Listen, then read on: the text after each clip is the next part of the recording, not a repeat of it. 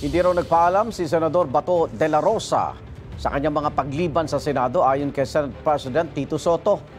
Sabi ni Soto, hindi pa niya nakakausap si de la Rosa mula nang nagbalik sesyon ang Senado noong November 10. At hindi na rin pumasok simula noon ang senador. Ilang araw yan matapos sabihin ni Ombudsman Jesus Crispin Remulla na may warrant of arrest na ang International Criminal Court para kay de la Rosa kaugnay ng kanyang naging partisipasyon sa war on drugs noong administrasyong Duterte. Hindi naman kinumpirma ng ICC ang paglabas ng warrant of arrest. Kahapon si Senate Finance Committee Chairman Win Gatchalian ang nag-defend ng budget ng Department of National Defense sa plenaryo na dapat ay trabaho ni de la Rosa. Nagsabi daw kasi ang staff ni de la Rosa na hindi makakarating ang senador kahapon. Ayon kay Soto, hindi ito dapat nangyayari. Titingnan daw niya kung may parusa para sa mahabang pagliban sa Senado.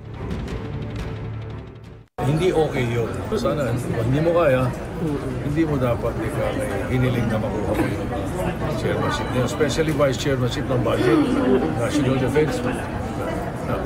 Napakahalaga eh. Igan, mauna ka sa mga balita, mag-subscribe na sa GMA Integrated News sa YouTube para sa iba't ibang ulat sa ating bansa.